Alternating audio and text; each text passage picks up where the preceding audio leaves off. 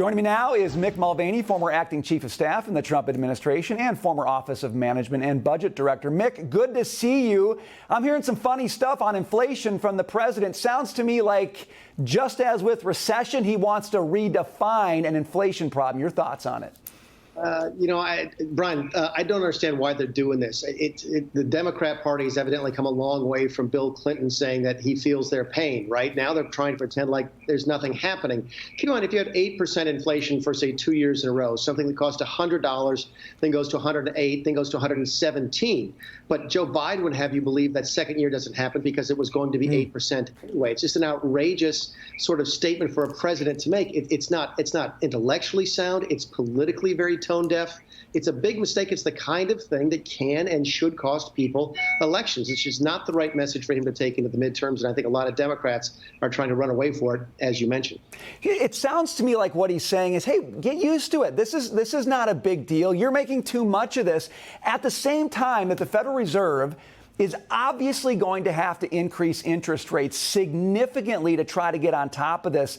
What kind of damage are you expecting in the real economy, Mick, from the interest rate hikes that are probably going to come from the Fed? Again, this week, even, we're probably going to see a 3/4 point hike. That's going to take a toll, is it not? It could actually be a full point hike, which I don't think we've seen in recent times. Look, the difficulty, Brian, with using that tool, and the Fed has limited tools. This is an inflation created in part by long-term low interest rate policies from the Federal Reserve. There's no question, but it's created in larger part by the amount of money the government has spent.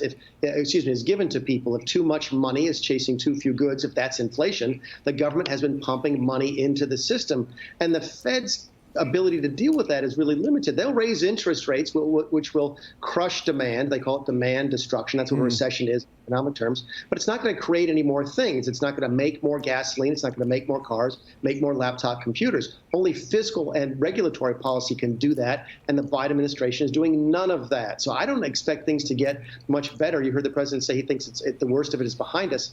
Unfortunately, I don't think that's the case. We're not seeing anything that brings more goods and services to market, and that's what would ultimately resolve the inflation difficulties that we have. Well, not only is the administration not doing anything that expands supply, makes our economy grow faster, but it's spending money at a rate that I think is going to make it hard for the Federal Reserve to get inflation under control. I mean, their job is hard enough, period, but you throw on top of that spending after spending from this government.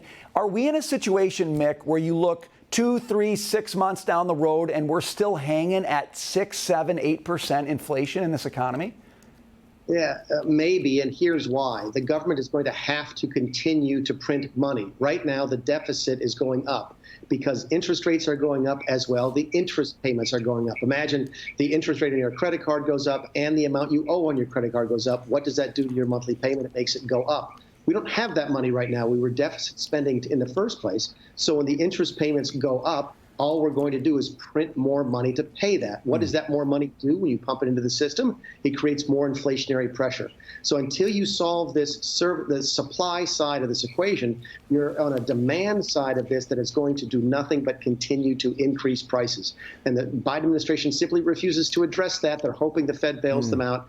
I just don't see that happen. You know, as interest rates go up, too, all the government debt that we've issued, the cost of that to service that goes up as well.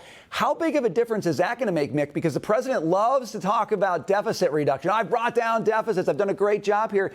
But with these interest rate hikes, that's going to go in the opposite direction in a pretty big way, is it not?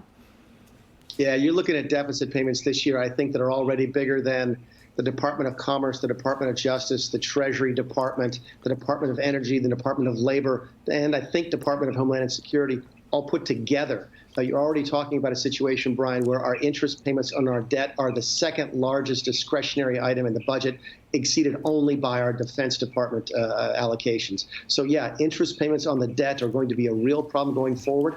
With interest rates going up, which they're going to do, that's going to become more and more of a problem. With the government continuing to borrow more money, that's going to become more of a problem. We are in a vicious cycle, and until we stop spending and start making more things, we're not going to get out of it.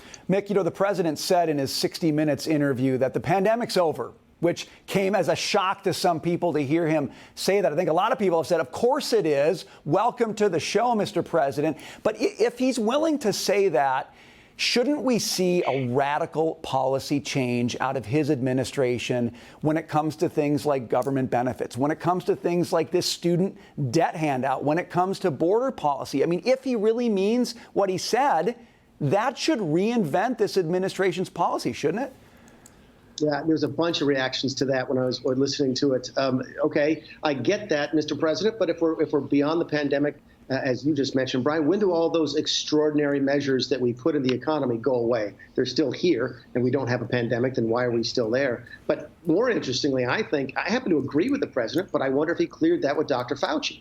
If he's going to listen to the scientists, if Dr. Anthony Fauci is going to be the be-all and end-all, as he was during the 2020 election and has been for Democrats ever since, does Dr. Fauci think it's okay for the president to go out and say we're done with the pandemic?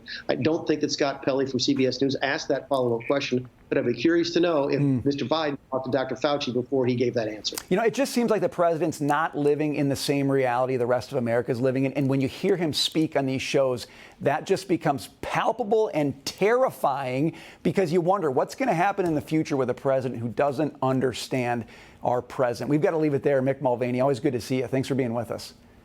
Thanks, Brian.